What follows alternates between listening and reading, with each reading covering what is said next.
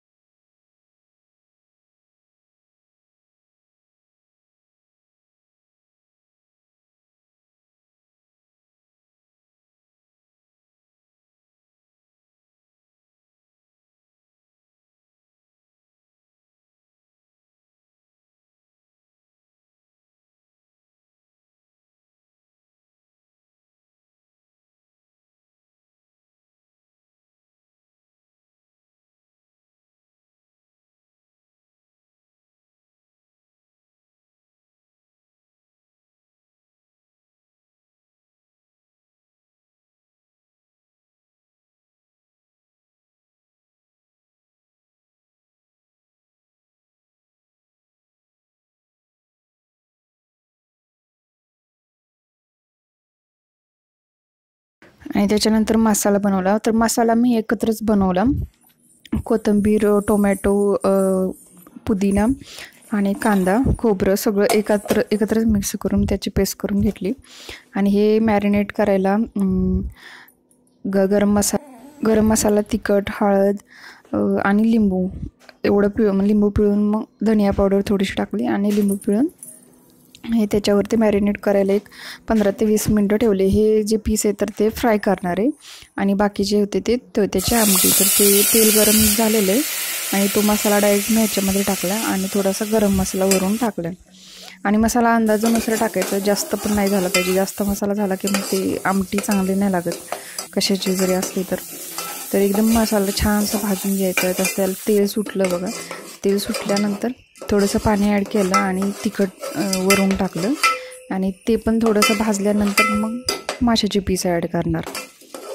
म्हणजे माझी तर पद्धत ही अशी आहे. जर तुम्हाला आवडली तर नक्की लाईक करा आणि कमेंट करा. तुम्ही कशा पद्धतीनं बनवतात तर ते सांगा. आवडलं तर नक्की सांगा. तर आता हे याच्यामध्ये भाजून घ्यायचं पूर्ण.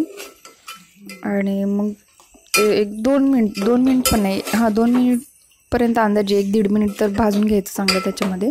आणि पाणी गरमच टाकते मी, गरम पाणी टाकायचं आणि तो थोडंसं नंतर 5 मिनटं उकळू द्यायचं. मग 5 मिनटं उकळले की लगेच बंद करायचं, कारण फिशला शिजायला पण जास्त वेळ नाही लागत आणि मग ते जास्त शिजलं तर ते चांगलं नाही लागत.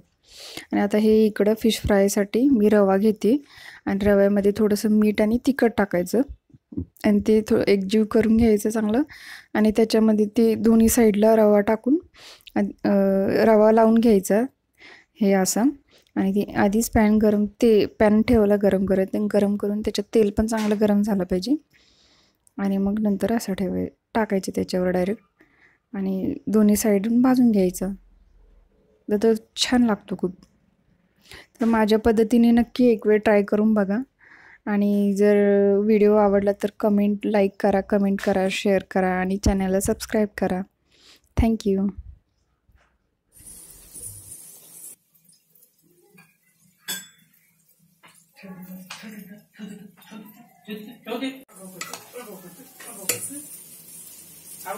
तर आता भाजी बनवून झालेली आहे दोन्ही पण. आणि भात तर आधीच बनवून घेतलेलं आहे मी. आणि आता भाकरी बनवते.